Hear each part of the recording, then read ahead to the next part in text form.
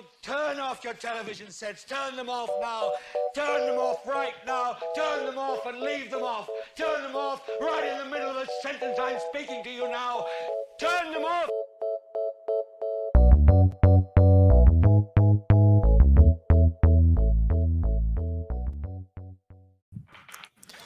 Hello, everybody. How's it going? We are back once again to talk about The Mandalorian. Today, we'll be discussing chapter 14 entitled The Tragedy. So no one should be hurt or surprised right now. Right. Read. Yeah, so I looked at this title and I was like, I'm wondering what this episode is about. But before we get into it, we'll introduce the co-host, Courtney. Courtney, how's it going? What's up? Like I said, if you ever watch Game of Thrones, I don't feel sorry for you. Like, you should never expect anything hopeful at this point from anything. So it's called The Tragedy. Anyway. D, what's up? I'm good. I was still hopeful because it's Disney. So Disney. They're getting their money. They're getting their money, and so it's not. Imagine if they pulled a Ned Stark with Grogu. I'm sorry. Could you imagine? One thing I'll talk about what I want them to do later, but they will never do it because they're cowards. They'll never do it. But before we get into the episode, before we get into the episode, who wants to give a brief recap of last week's amazing episode?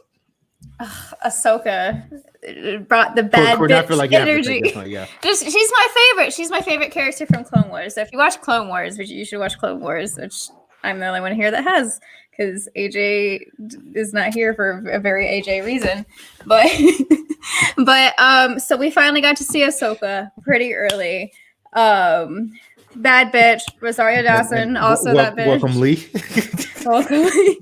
Oh God, is this gonna be hashtag Lee hates everything the whole episode? Lee, I'm here. Don't. By the way, free Django. Poor dog. Lee just tortures that poor dog. If you love dogs, then just tweet Lee to give his dog more love and attention and stop making him watch all those movies. But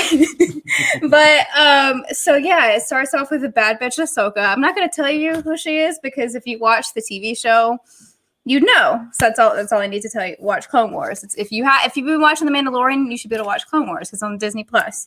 But basically, I forgot the town, and there's basically this town that the Empire has taken over, kind of a normal thing that's been happening.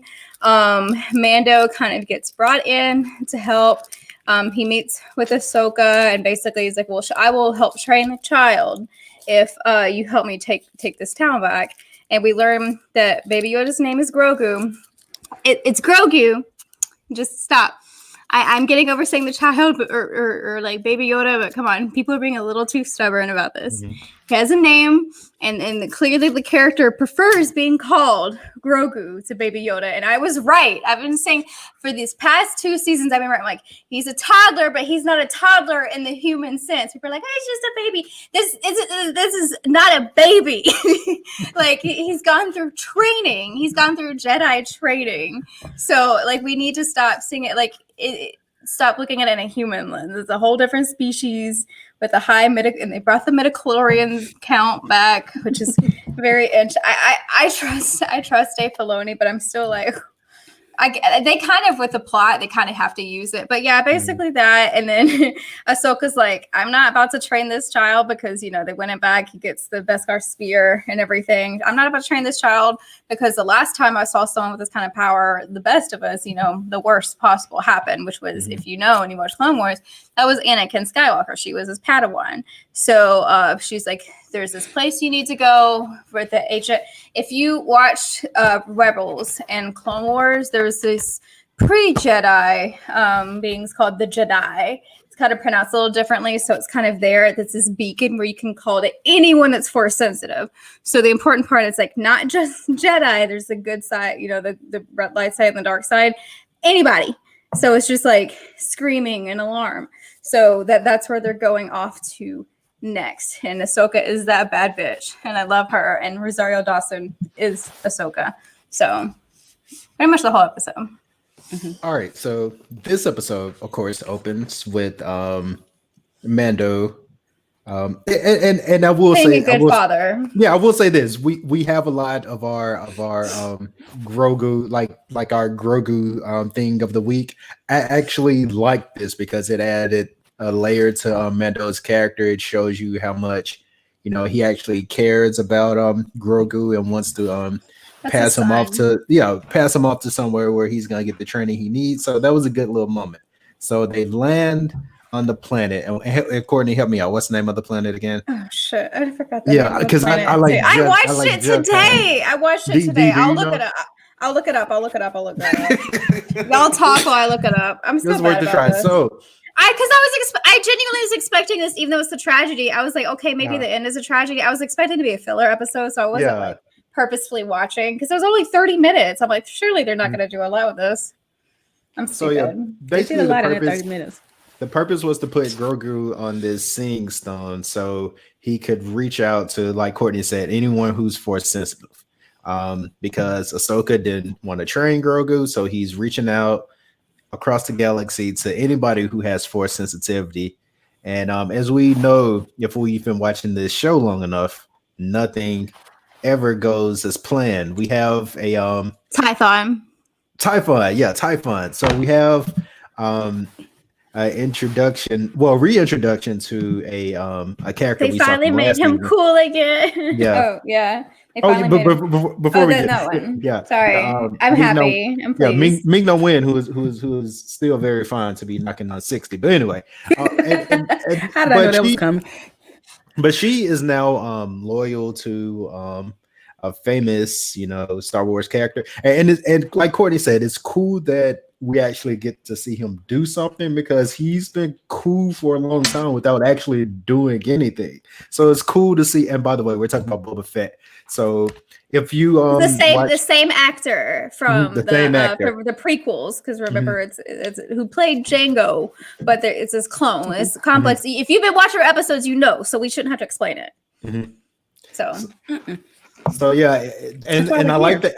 I like how they set this up and had it like kind of lingering in the background because with the sandworm episode, like Django was like just watching as this unfolds, and now he's finally coming for the armor. But question, how once again, how did he track Mando down? I forget. He's the galaxy's best bounty hunter. Yeah. Like again, like we didn't get it from the original movies, but like he's like in a lot of the comics too. Like he is truly like, and we saw in the episode, like he's an like complete badass, like extremely efficient at what he does. Like I don't think we know exactly how he does it, but he's just such an efficient bounty hunter that it's kind of just presumed he has his methods. Now we know how other people were able to track him. I think that Boba Fett is just that bitch and is just that good at being a bounty hunter. Like I forget, like of course, I will say with the original movies, he probably was just sold for action figure goodness. But in the comics, they kind of fleshed him out. Like he is just one of the top killers in the galaxy. You just don't want to be on the wrong side of Boba Fett. And I forget like the character from the first episode. It's probably does him really good, just like a really good thing that Mando had the armor instead of him, because the other guy just would have been dead. The other guy just would have been dead. Yeah, Tim Hamilton's character would be out of here. Yeah, the Marshal. Yeah, like he would have been out of here.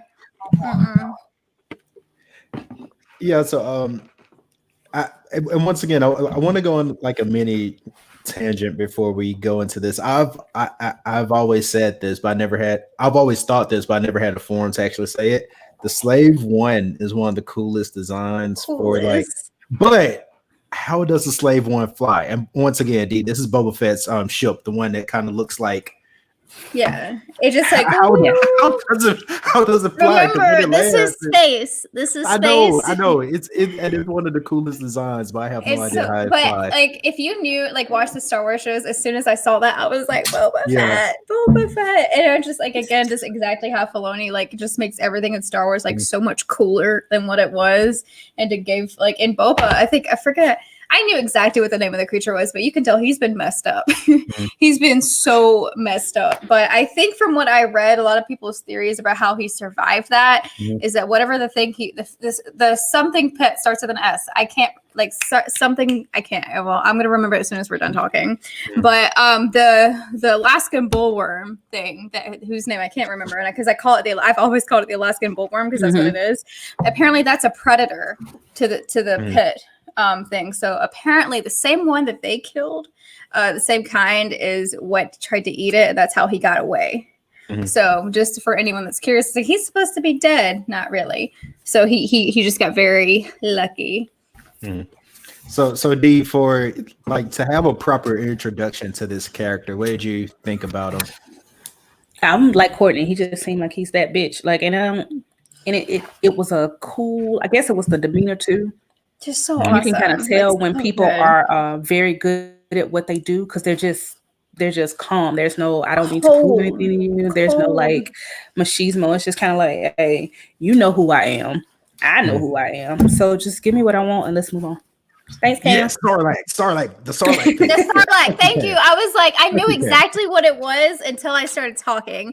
But yeah, the Alaskan Bullworm creature, which I don't know the name of that because I'm really bad about making up names for things that already have names.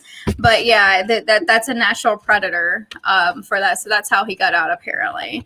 But yeah, like Boba Fett has always been that bitch. If you had seen the original movies, like my father made me watch as a child like 20 times because he's like, you're going to like this series.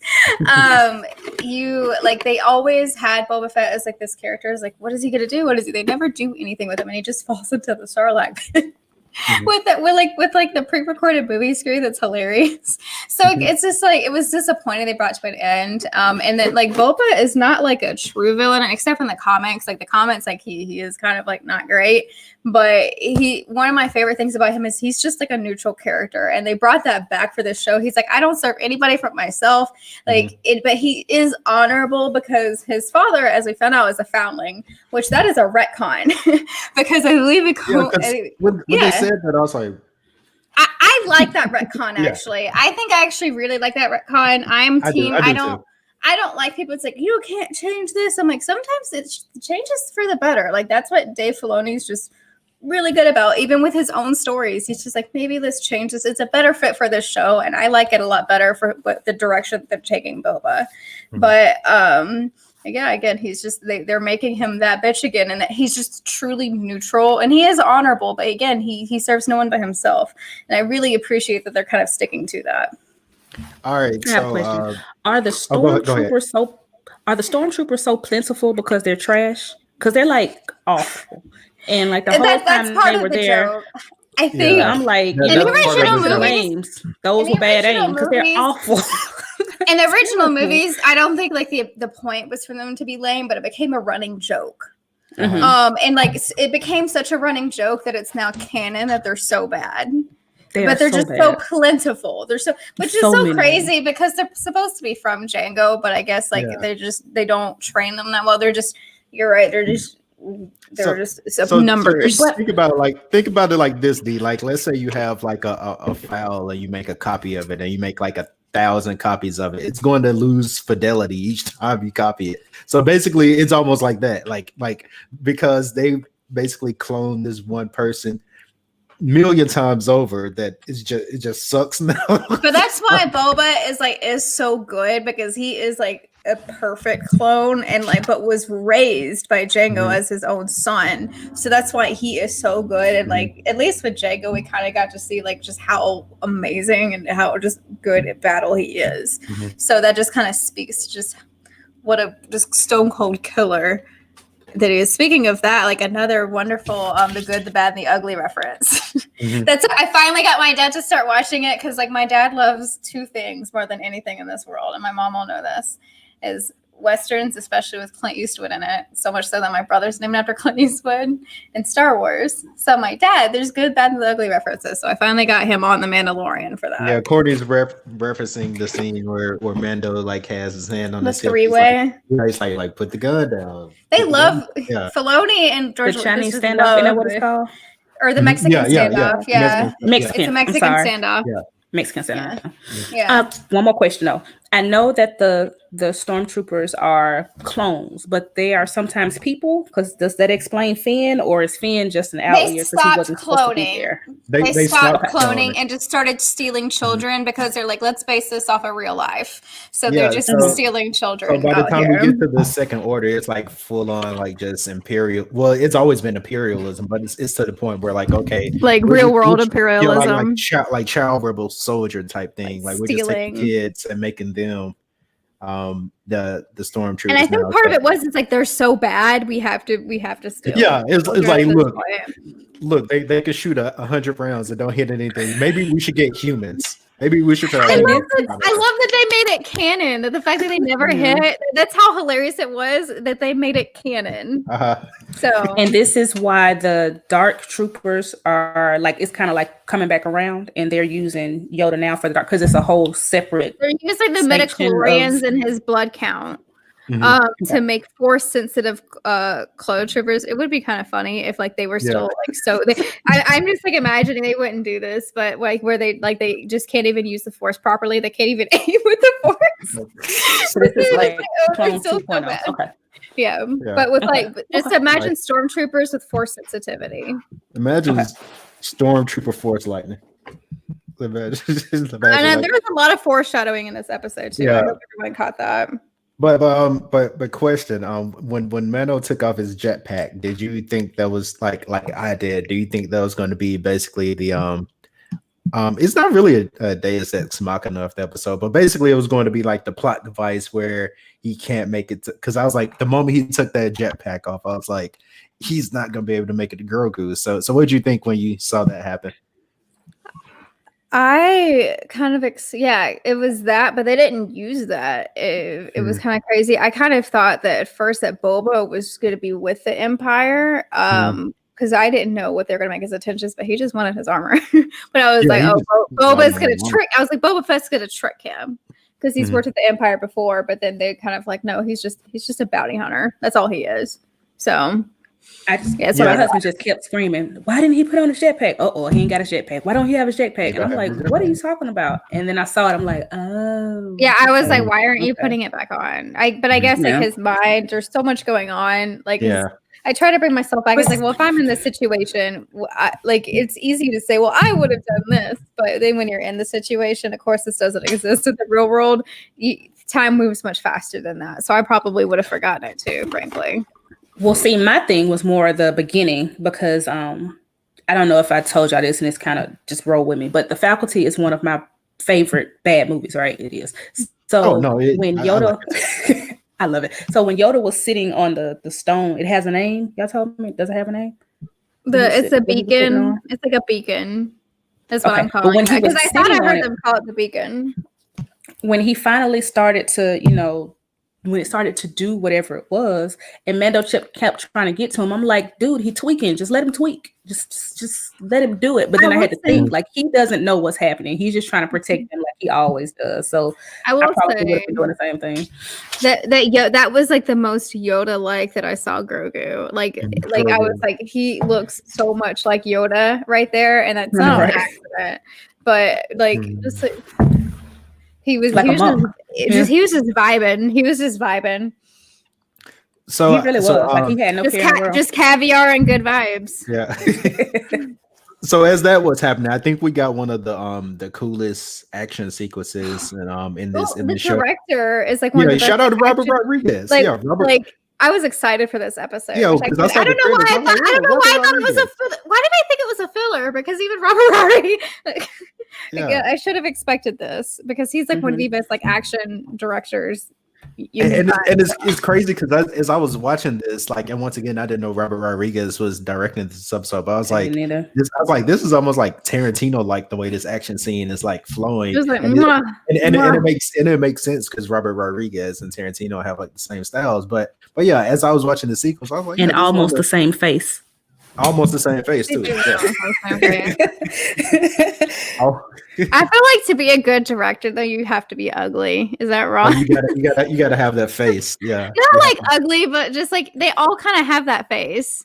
Yeah, almost like a shrew. But there's a few exceptions. There's a few exceptions, but like outliers, yeah. There's a few outliers, but like most of like the really like top tier ones, it's because you contemplate so much that your face just. They're just like I just think they're like they get angry all the time. You just you know what Tarantino does have that face where it looks like he like you or your mom's like, don't make that face or your face is gonna get like that forever. That's a Tarantino.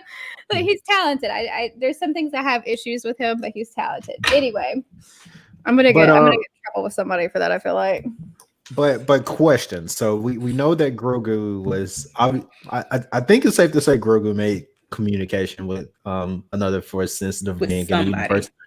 That's why I think he was there for so long. So who are we? Who's our guess? I don't know if it's gonna be Luke, but I feel like maybe would they do Yoda? But I feel like it's gotta be like a big name, which I'm just like, but probably Luke. And that's what I'm thinking. I'm thinking Luke, first, but Mark Hamill's not about to come up in here. I know. I was about to say. First, I want to know how big is that check to Mark Hamill, and second, but there is what's that actor that's kind of like kind of looks like young Mark Hamill? Who is that? They should get him on. There's an actor on here that looks a lot like young Mark Hamill, and even Mark Hamill is like, who is this? I'll bring it up later, but maybe they'll have someone do the voice. Maybe they'll do CGI because if they just do a Force Ghost, you could do Force Ghost. I know. Last week AJ said Sebastian Stan kind of looks like a young Mark Hamill. I think that's who it is. I think. Yeah. Okay.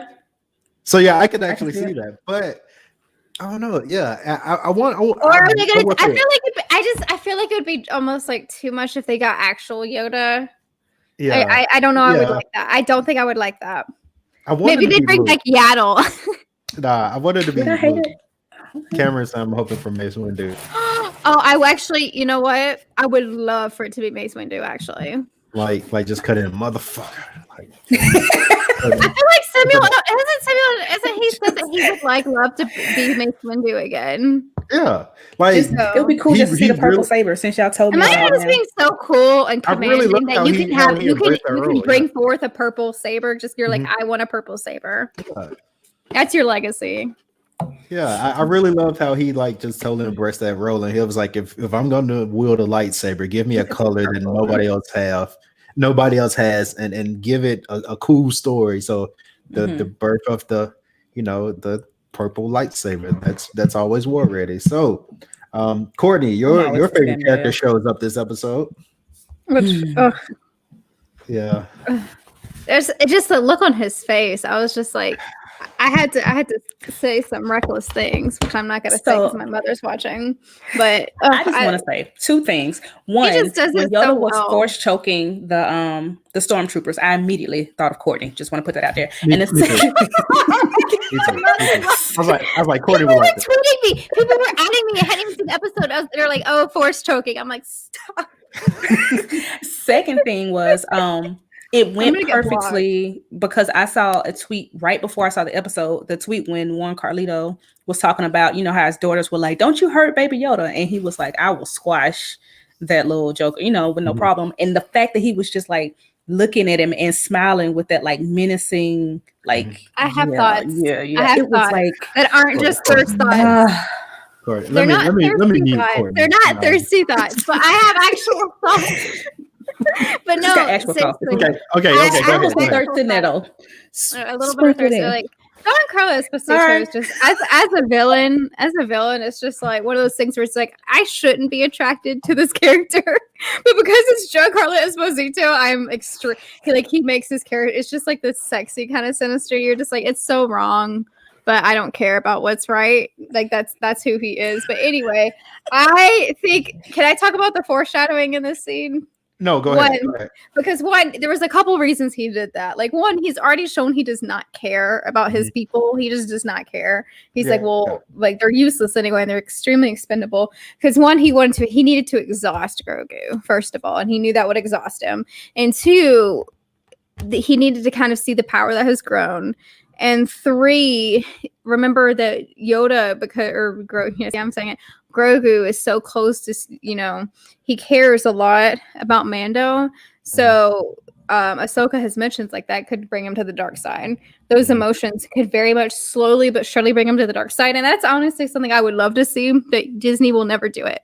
We couldn't have it with Jar Jar. Like, let us have a good character turned evil like that. That's not Anakin, please. But they're not going to. That would be beautiful, but people would get so angry.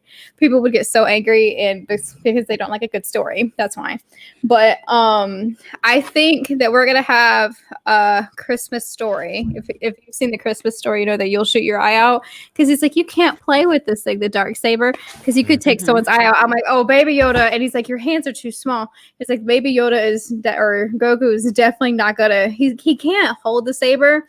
But if you remember that Yoda in what I forget what film it was, Yoda got off.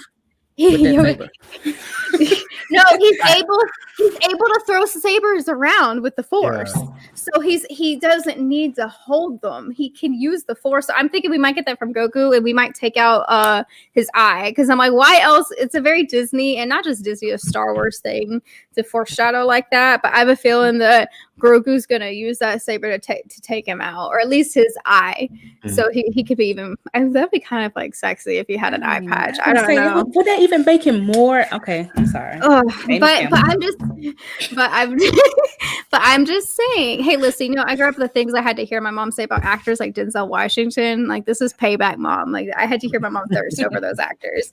But anyway, I definitely think that that's foreshadowing. Obviously, I don't think it's for this season, but for maybe next season.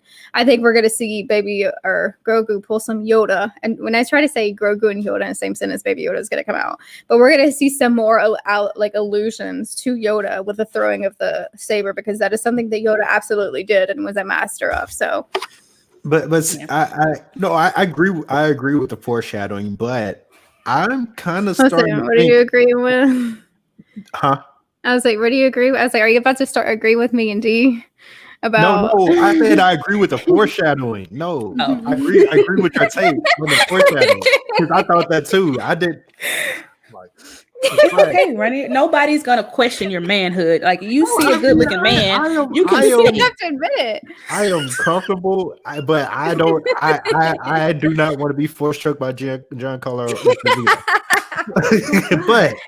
You might want to be by Ahsoka, but not. Of course, but no, I was gonna say I'm actually starting to think that Moff Gideon may be out of here quicker than we think. Oh yeah, I think that we might get Darth Plagueis here. That's what I'm thinking. But yeah, I feel like we might have another season with him. I think.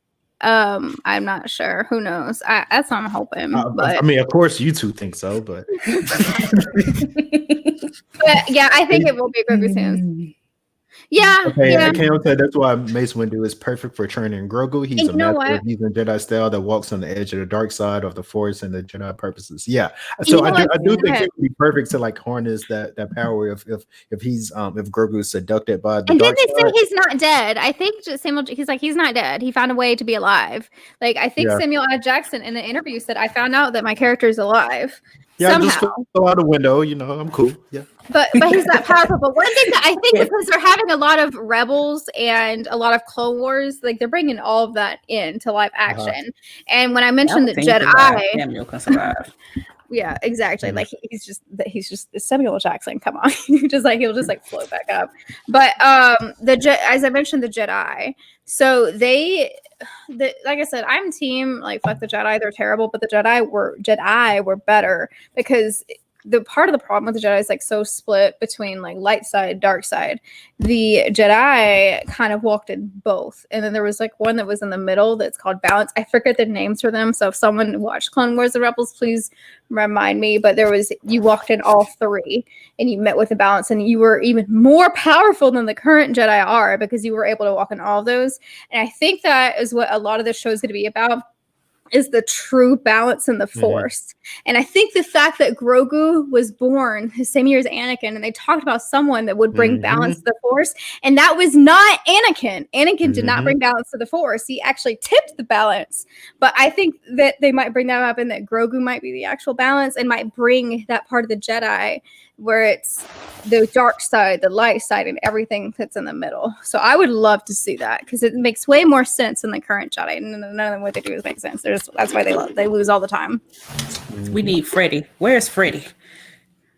Freddy would make sense. Because just like he said, like now, like it would make sense that Anakin and Grogu would be like a dyad of the Force, and they're like being born in the same year. They're like both interlinked. So yeah, this and I wish Disney would take it there and would play on that.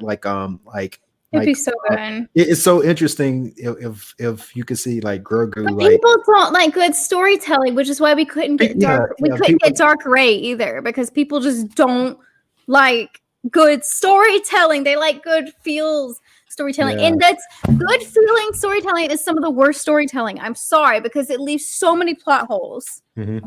That's all I like the idea of what you're saying with him being the perfect balance, because it still works with what Freddie taught us about how Anakin was seduced to the dark side. So they had to give you Luke and Leia. So that means that there's that balance in this case. And then if Yoda is there because, him and Anakin, whatever, if he's perfectly balanced, then we're still in the money because it's still perfect, right? Yeah, and much like Courtney said, like being like perfectly like balanced in the Force is a much more interesting ideal to me. So I think they need to play with that. But once again, you need to get those Grogu toys off the shelves. So they're not gonna touch that. But it would be such an interesting idea. Could you imagine how good the prequels would have been and how less annoying Jar Jar would have been if we would have gotten Jar Jar? Can you just imagine? But they did it, and he just stayed annoying. He just stayed annoying, and it's just like, and they just got him all the way out of here because he was so annoying. And it's just like, I know. But it's all about people getting too cowardly, and it's just like you have like a really good potential with your story, but you're too afraid of upsetting an audience. It's just like, I'm sorry, audience that likes which is my mother.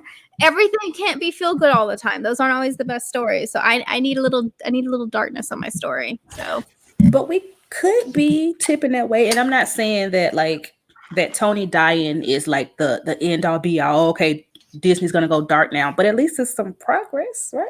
I think they've seen it. Yeah, like people kind of want more not like adult like sexual type things, but like adult type maturity in stories. Like I would like that. Like I think we need more maturity in our stories and not just so perfectly wrapped up in a bow. Is what Freddie told you it's for kids. That's what Freddie said. It's for kids. Star Wars is for kids. So maybe that's. We were playing Grand Theft Auto as children, so I don't know what everyone else is on. So yeah, I should not have been. Mom was like, "What? You were playing Grand Theft Auto?" That's the beauty of having divorced parents. Yeah. You shouldn't have.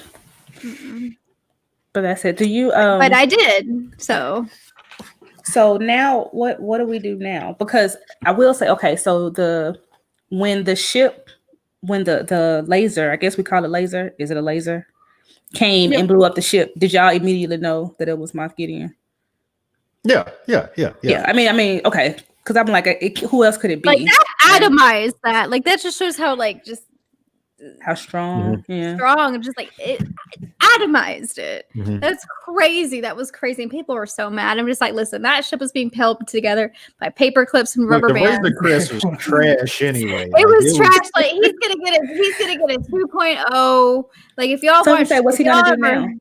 He's probably gonna get a new ship. It's gonna be fine. Disney's Mando they're gonna get their toy money. Trash for clunkers. He could not. No, he couldn't. Like, why are y'all so attached to that ship? Take the pull apart by paper clips and rubber bands. Come on, y'all! It's so attached to it's a cool ship. You know what's a cool ship is Boba Fett's ship. Slave One is cool. Slave One is cool. Razor Crest is trash. What's that mean? It's like a bumblebee. This is no longer my friend. Slave One is not my friend. Slave One. It's like a bumblebee running. Like, that quote that's saying a bumblebee don't know it ain't supposed to fly. That's what Slave One is. It don't know it ain't supposed to fly. So it just does. Yeah. It confuses me, but I still think it's cool. It is but cool. I really like how this episode ends because Mando goes and once again it's so fitting that she's a cop now, Gina Carano, Cara Dune. So he goes to meet Cara Dune and he's like, hey, I need a favor. And she was like, no, I'm standing behind the I thin stay blue by the line. rules. And I it's like, cannot protect you. what roles were you doing in season 1? It's just like a cop would. But we're gonna get one of my favorite characters. Yeah, but she said specifically, did she say like these stripes? Yeah, did she was she like, say that? I know, I was like, the only thing I thought about was the thin blue line. I was like, oh. I was like, Disney. I was like, Disney. I see you. I see you. But yeah, we're gonna get one of my favorite characters again from the first season. If you don't know, that the comedian Bill Burr hates Star Wars. Jon Favreau put him in the show because he thought it would be funny, but it turns out that one episode is one of the coolest episodes from season 1. One of the best ones, yeah. So yeah, we're gonna get Mayfield again, and because Mayfield, he's a mercenary, he knows how to do some things. So yeah, Boba Fett and the gang, they're gonna get Mayfield. They're gonna break Mayfield out, and they're gonna go search for Grogu. And I think, so the next episode is going to be like breaking out Mayfield probably. And then the finale is getting Grogu. The finale is going to be great. So I'm really looking forward to that.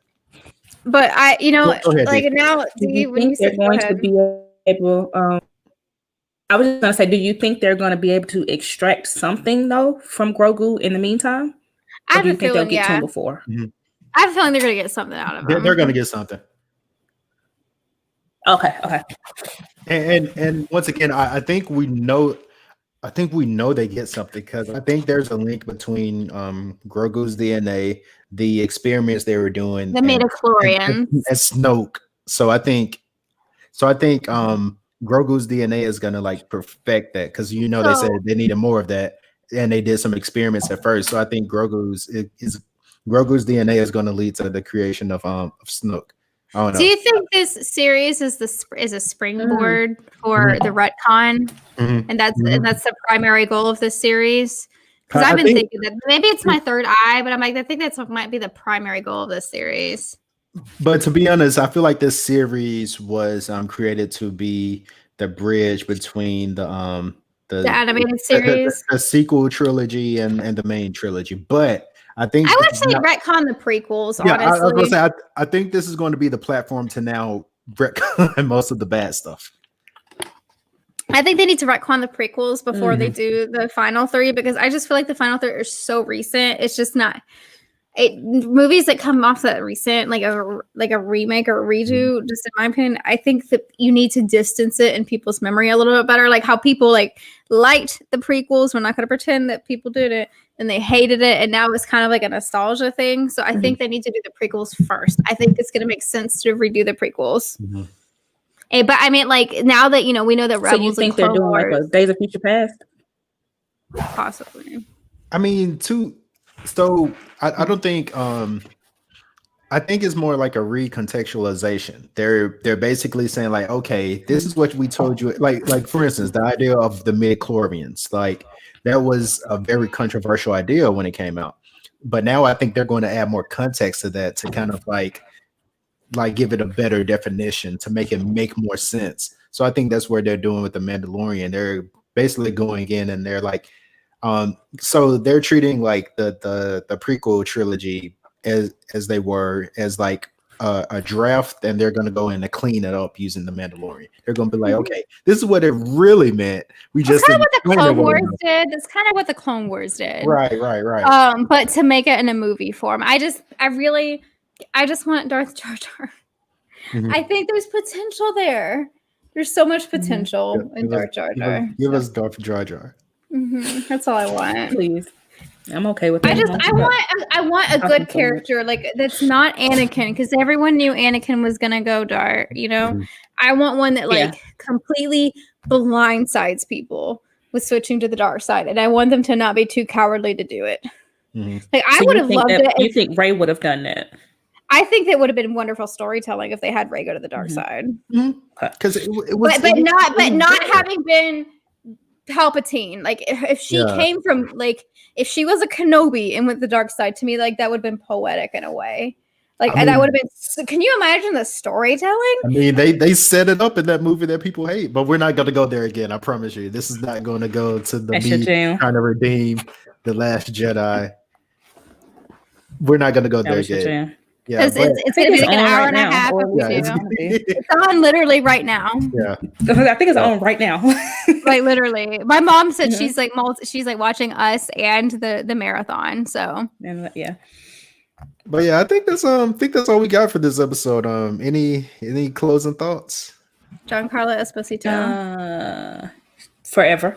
I wouldn't mind seeing, like I said, dropping some secrets here. I did love Jar Jar. I was like a Jar Jar stan. I was also 6 years old. I will say this. So real quick. I think it was Taco Bell. They were running like a promo when the prequel trilogy dropped, and you could get these huge cups that had the character heads on it, and you could put a straw through it.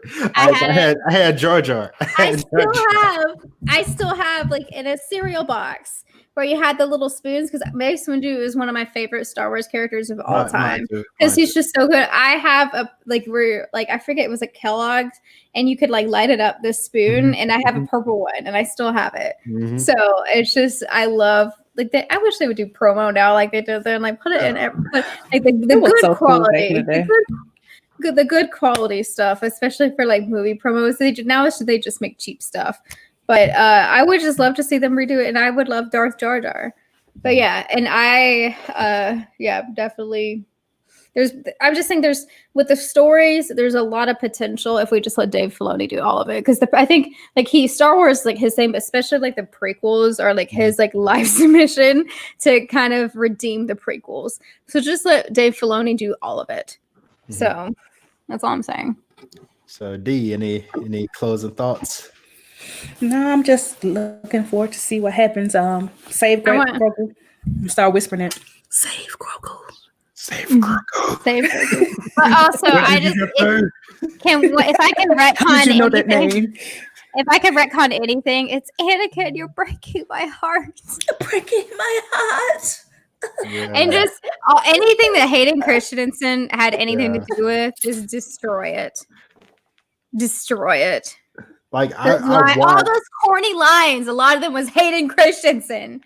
I watched that scene with it's like Romeo and Juliet level cringe. Just to laugh sometimes, because Ewan McGregor, like you could tell, he's like, "Hey man, I'm giving this my all. I can't work with this." And he did, it's like, I can't work with this guy. It's so good. And then Hayden Christensen, which is the most important character in the entire series. Like, it's just like this annoying, I know he's a teen, but this annoying, angsty teen. And then like when you see how good they do Anakin in Clone Wars, it's like,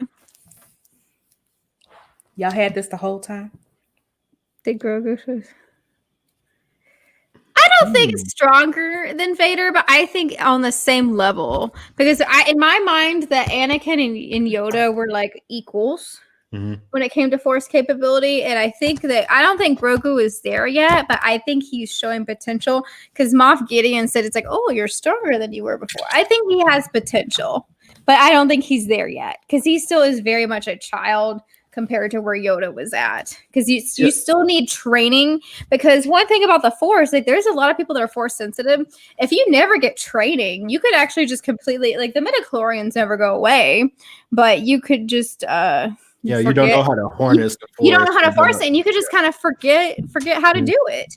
So it all depends on your training and your experiences. So really, there could have been a lot of people that were way more powerful than all of them, but they never had a chance, because Disney doesn't like hiring actors of color. But we're not going to get into that. Yeah, and apparently the force belongs to Skywalker. Caucasians. But yeah, in Skywalker. But yeah, so I think that's a good stopping point for us today. Thanks for watching, everybody, and join us again next week. Just a few things. We are going to have the week of Christmas, so the 21st, the 22nd, and the 23rd. We're going to have a best of 2020 week, and I know that sounds crazy because there's not much good about 2020, but we're going to do one show that's the things that were good. We out here. There were good things. There were some good things that people, especially people that make art, made a lot of really good things for us this year. So we can't let them forget that. So Yeah, so there are like a good few albums to talk about, a few good TV shows to talk about, and then we'll probably use the Don't Call This a Podcast as the forum to just do like a 2020 year in review. So be on the lookout for that. We're going to go live Monday, Tuesday, and Wednesday. We'll take Christmas Eve and Christmas off, of course, but keep that in mind. It'll be right around the corner because this year has been both slow and fast at the same time. fast at the same time.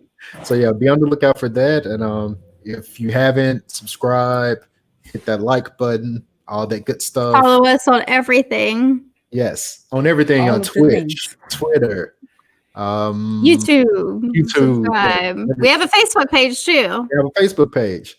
So yeah, Don't have an Until- excuse. until next time. Goodbye. It's Grogu. It's Grogu. It's Grogu. It's Grogu. Oh, He does that every time. Wait, we're still live. We're still live, and he's gone. And y'all see what we have to deal with, right? Look what we have to deal with. Y'all see. Whoops, How I did weird. it. Whoops, I did it.